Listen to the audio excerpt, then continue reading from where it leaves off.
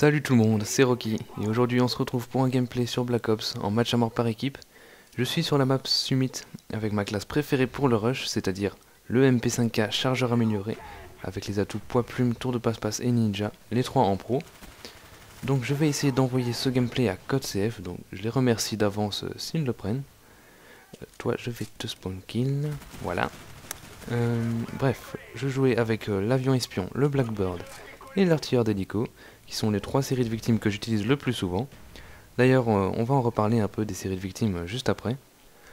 Dans ce gameplay, j'étais en compagnie de Byrix, un ami avec qui je fais beaucoup de petits massacres sur Black Ops. Et des massacres, j'en fais aussi avec mon C4. Tiens, voilà, triple kill. Un quatrième? Merci. Bon, bref. Alors, j'avais dit qu'on parlerait un peu des killstreaks. Donc, dans Call of Duty, il y a trois moyens différents d'obtenir ces séries de victimes.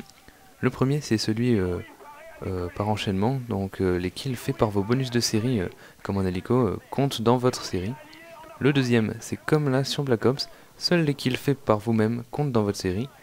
Et le dernier système, c'est les killstreaks de soutien depuis Modern Warfare 3, et comme tout le monde le sait, la série de victimes de soutien, elle se poursuit même si vous mourrez.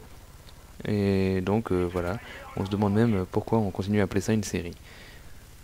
Alors j'aimerais un peu savoir vos avis là-dessus. N'hésitez pas à me dire dans les commentaires lequel de ces modes vous préférez. Personnellement, je préfère quand les killstreaks s'enchaînent. Alors, le gameplay, il va très vite. Je crois qu'il dure moins de 4 minutes. Ouais. Et alors, de quoi parler? Ça y est, j'ai trouvé. C'est un peu bête, mais bon, j'ai pas trouvé mieux. Les classements sur Modern Warfare 3. Franchement, j'en suis un peu déçu. Simplement parce que ils sont faits en fonction du score total dans le mode de jeu, donc ça fait que la seule façon d'être bien classé, c'est de jouer, jouer sans arrêt. Et franchement, je trouve que c'est pas très bien. Moi, j'aime pas trop. Contrairement à ceux de Black Ops qui sont faits en fonction du score par minute, donc ça, à mon goût, c'était beaucoup mieux parce que ça encourageait les joueurs à rusher comme des PGM. Et voilà, on avait la classe comme ça. Bref, ça nous donnait aussi un aperçu plus représentatif du joueur, enfin de son niveau. Bien qu'encore une fois, ça ne veut pas tout dire. Bien, joli triple kill encore une fois au C4. Franchement, je vous les conseille si vous les utilisez pas.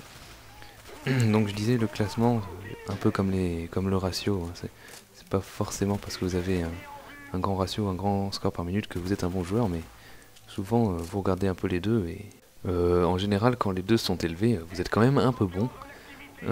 Voilà, donc à titre d'exemple pour illustrer un peu ce que j'ai dit sur le score par minute, eh bien mon coéquipier dans ce gameplay, Byrix, eh ben j'ai joué un peu avec lui ces derniers temps sur Black Ops. Oui, je sais, je raconte ma life.net. Bref, et au bout de 5 parties, il s'est retrouvé classé 5ème avec un score de 780 par minute, donc franchement, il y avait de quoi être fier, hein, même si c'est pas le plus gros score qu'on ait jamais vu, c'est quand même un très bon score. Voilà, donc je ferme la parenthèse parce qu'on arrive déjà à la fin du gameplay, donc qu'est-ce qu'on peut en retenir? Jouer au C4 comme moi, parce que franchement ils sont monstrueux, vous allez faire des ravages avec. En plus je crois qu'il n'y a pas beaucoup de monde qui joue avec, donc franchement c'est le moment de s'y mettre.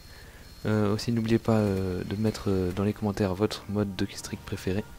Et voilà, score final 33-2, 16-52 ratio, c'est acceptable. Voilà, moi je vous dis à plus, bye bye.